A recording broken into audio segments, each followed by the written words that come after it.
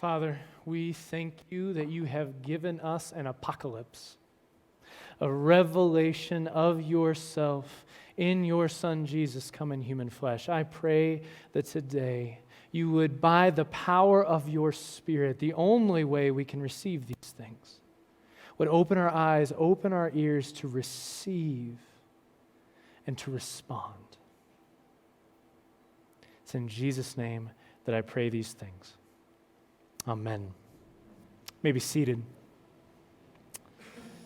I love surveys. I was almost a math minor in college, and so I love getting the numbers back, asking questions, finding out what people are thinking. We try to do these with decent regularity here at IAC. It's why, for our folks worshiping at home, we have a survey for them today that we want to hear about how they're doing. But when you write a survey, you want to be really careful with the questions, because not all questions are created equal.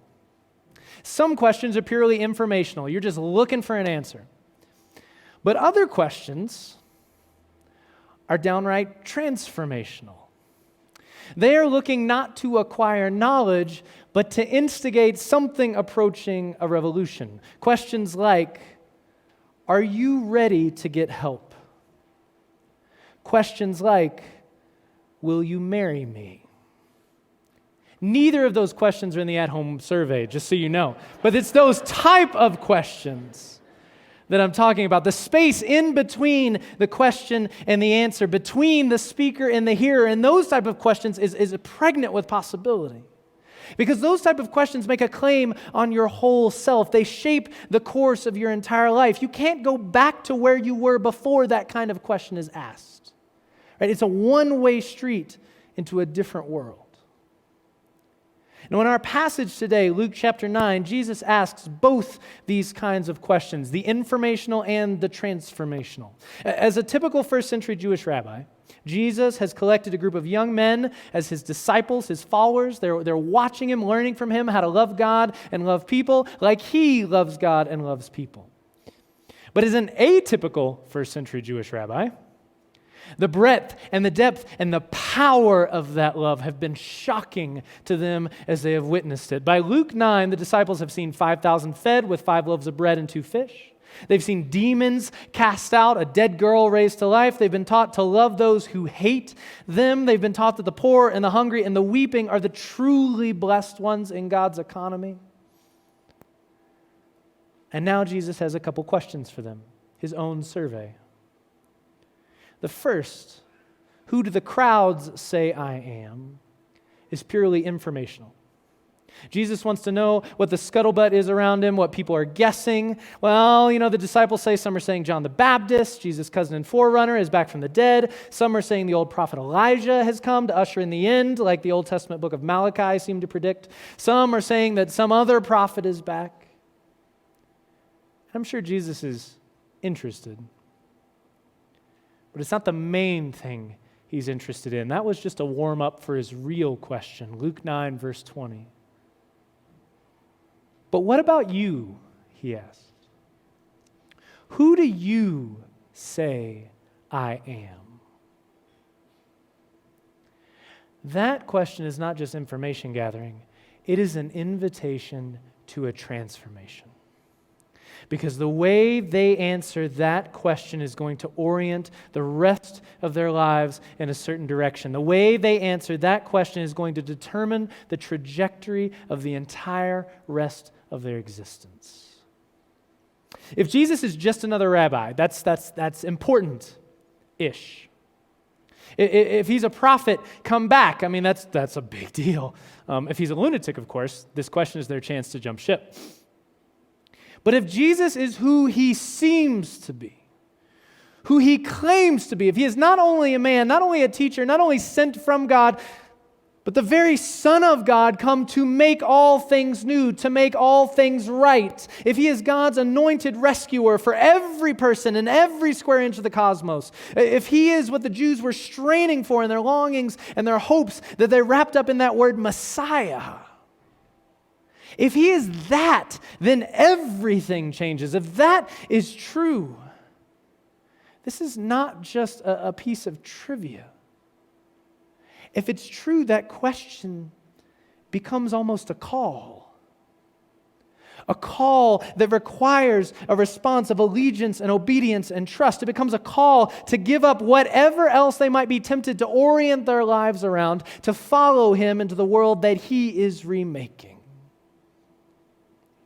Now, this is the kind of thing that Jesus does over and over and over again. Maybe not always through a question, but again and again, He refuses to allow Himself to simply be an object of people's curiosity. He makes absolutely sure that no one can hold Him at arm's length. He makes Himself annoyingly unignorable. Over and over in the Gospels, He makes a claim on a person. He brings them to a point of decision. He creates a sort of existential crisis. And He waits to see how they will respond. Why? Because the healing of the world is not something He wants them to just watch. It is something He wants them to participate in all the way down. The restoration of all things is a trail you must choose to walk. It is not something that can happen just by sitting at the trailhead. Another way to say it, knowing about what Jesus is up to is not enough to join Him, just as knowing about what your friend or spouse is up to is not enough to keep them as a friend or spouse. You must know them, face to face, recognize them for who they are. There is always in any relationship a call and a response. A transformation that is forged in the fire of that relationship. It's a transformation so thorough we might call it a conversion. Last week, Pastor Daniel did a phenomenal job introducing us to the first step of IAC's pathway, the ways we walk together as a church, the things we do that we offer as a church that lead us into a deeper experience of receiving and releasing the gospel that heals together. Now, last week, Daniel talked about befriending, because over and over again we see Jesus befriending those outside His own circle, those who are seemingly far from the purposes and ways of God. But we never see Jesus being content to simply befriend. When Jesus comes over for dinner, He never stops at dinner. He never lets people just watch. He comes after them. Wherever they're at, He goes in their world, He enters their space, lets them see who He is, allows them to witness His work, and then He comes too close for comfort. What about you? Who do you say that I am? Here at IAC, we want to do everything in our power to make sure that we cannot dodge, that we cannot ignore, that we cannot avoid that question. We want to continually have it ringing in our ears because on that question hangs everything. Everything else from our lives flows downhill from that question. It is not an exaggeration to say our entire destiny in this age and the next hinges on that question. Now, I understand that might sound a little overwrought, a little too intense, like an exaggeration that's sort of forgivable on a Sunday when we're talking about religious stuff, but it doesn't stand the smell test on Monday when the real life kicks in. I understand that it probably sounds exclusive and tribalistic and arrogant to say that your opinion of Jesus is the most important thing in your life. We would probably feel more comfortable, wouldn't we, if we broaden that out? We would probably want to say that our destiny hangs on being the right kind of person and doing the right kind of things and contributing to making the world a better place, not a worse one. That feels safer to us. But here's the deal. Jesus claimed that He was the one who was doing all the right things. Jesus claimed to be the prime example of the right kind of person. Jesus claimed to be none other than the very Son of God come in human flesh to show us what it actually means to be human, to make the world not just a better place, but the best place. If we think that it's most important to love the good, He is the one claiming to be the fullness of good. If we think it's really critical to live in the right way, He is the one who claims to live in the right way most fully. So if he's right, then rejecting or ignoring him is rejecting or ignoring what is truly good.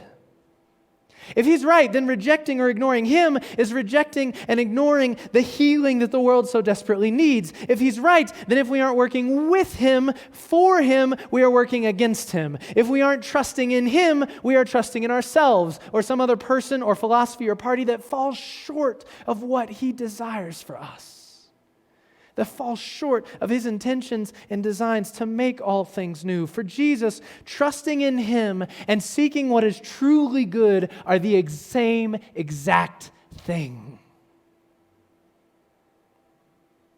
So when Jesus asks, "Who do you say I am?" he is asking in effect, who do you trust? Who will make things better? Do you think it will come in your power? Or will you consent? Will you surrender? Will you agree with my Father that I am the way to make all things new, that I am the one to rescue us from all this mess we've gotten ourselves into? And friends, that question has never left Jesus' lips.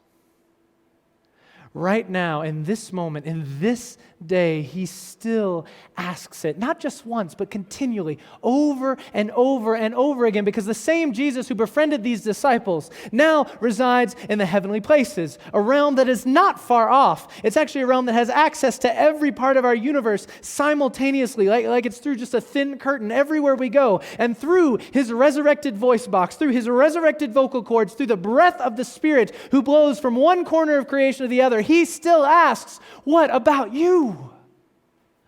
Who do you say that I am?"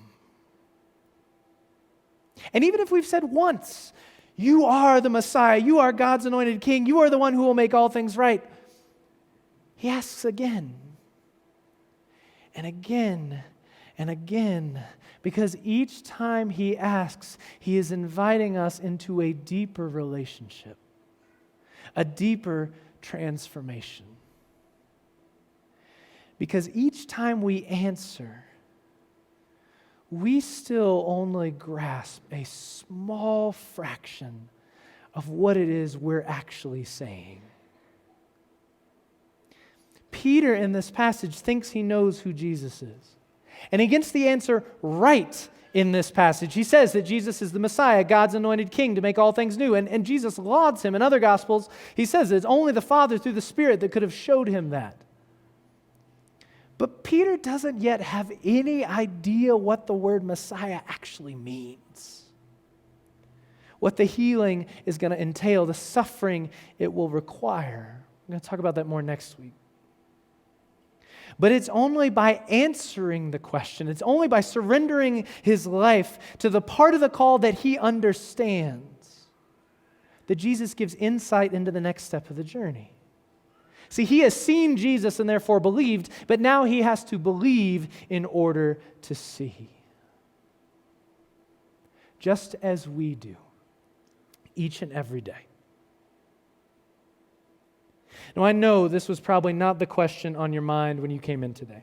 The questions on your mind were probably about money or relationships or justice or heartaches or whether watching football is a defensible moral activity. Those are all good and worthy questions that we have, that we carry with us. But if Jesus is who he says he is, then the answers to all those questions emerge out of this one. All those questions, when we have this one in mind as the overarching question, can move from anxieties to prayers. They can move from crippling fears to hopes. Because we can trust that someone who is not us is making all things new, and we can bring all those questions to him and ask him to walk with us in them. This is why we can never allow ourselves to stop hearing that question, and why we can never allow ourselves to stop asking it of others, especially those who have never been asked before. for some reason, allowing Jesus to ask through us feels scarier than hearing Jesus ask us. For some reason, it's less scary to welcome Jesus asking us to give up everything and follow him than it is to come alongside someone else and say 6 simple words. Who do you think Jesus is? We're terrified of it. I get terrified of it. And I get it. There's a fear of embarrassment. There's a fear of being made fun of, the fear of being awkward, the fear of being rejected. And of course, all those are legitimate feelings. In one sense, they're legitimate fears because they're all going to happen. Right? Anytime we ask a transformational question, the risks are high. It's not just this one. Right? You're asking, is it time to get help? Will you marry me? Like those questions are the crux of relationships. They are turning points. In our little universe, you can't go back from those. They're scary anytime you ask a question like that. But there are 2 unique aspects of this question that I think make it particularly and uniquely hard. One is that we have a ton of bad examples of how to do it. Right, we've seen an abundance of drive-by, slickly marketed, high-pressure, emotionally manipulated relationship as a means to an end, dangerously simplified gospel presentations. And they're just icky. But just because something has been done badly doesn't mean it has to be done badly. Jesus didn't do it badly. He befriended people so that they could see him, so they could watch him at work, so they would have something to discern based out of who he was. We do the same when we invite someone into the community to belong before they've ever believed, to ask those honest questions. We do this when we dig into the gospel stories of Jesus together to see him up close and personal. And then as their journey progresses, we simply ask a question along the way. Who do you say Jesus is? And we let them wrestle it out. We let the Spirit do what only the Spirit can do. We give them this unmanipulated freedom to step further in or walk away. Now at IAC, we are consistently doing this with kids and students, but Christianity Explored, which we've done several times here at IAC, or Alpha, are beautiful examples of how to do this well with adults. And as we are recognizing this as part of our pathway, as we are recognizing that this is the kind of thing Jesus did all the time, so it also needs to be the kind of thing that we are doing. We're not only committing to do this more often as a church, but to do it more better. In the way of Jesus, to do it in ways that reflect his heart more fully. But there's another dimension to this angst, I think. Because when we start talking about Jesus, we start to realize that's not what others want to talk about. If they want to talk about religion at all, they usually want to talk about the church. The conversation in the wider culture is not who is Jesus. The conversation is, how is the church doing? And there's a lot not to be proud of in the church, a lot not to be excited about. The inevitable response, if you ever sat down and talked to someone about Jesus, to asking, what do you think about Jesus, is something along the lines of, well, the church is this and the church is that. And of course, it's often a caricature, but there's almost always some truth in it. And maybe this isn't true for you, but it shakes my confidence. I begin wondering whether this is something we actually want people to be a part of, something that we are actually proud of, something that if Jesus is actually calling them towards anything worth being called towards. But friends, Jesus does not ask us, who do you say the church is? Jesus does not invite us to ask, who do you say the church is? Jesus did not turn to Peter and what do you think about Thaddeus over here?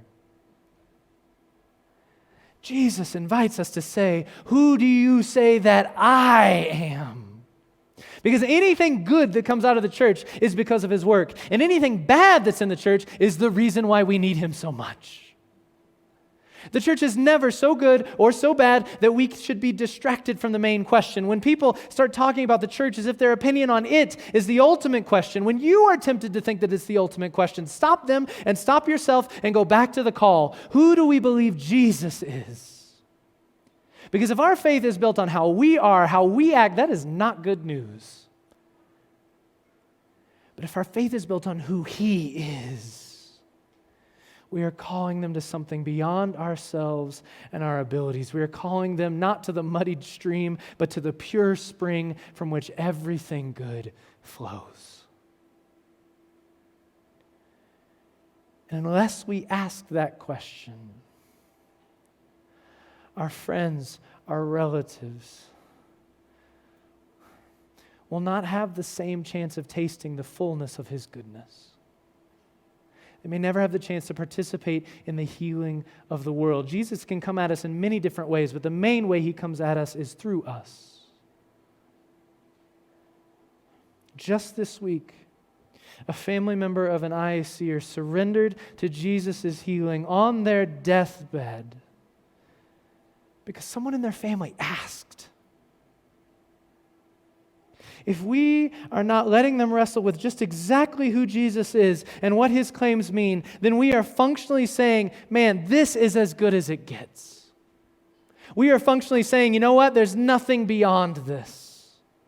We're saying that Jesus was overstepping to ask the disciples to wrestle with it. We are saying that this question isn't that significant in the big scheme of things, which means that Jesus might not be that significant, which should make us wonder if we might be avoiding the question Jesus is asking ourselves. Friends, if we're struggling to give that call, the first step is letting ourselves hear it afresh from His lips. If we're struggling to speak up about the healing of Jesus, the first step is to come before Him humbly with hands open and to receive His healing. If we are struggling to give it, maybe we need to get it. So friends, hear Him now. The ascended Christ speaking in the power of the Spirit to us this morning. What about you? Who do you say that I am?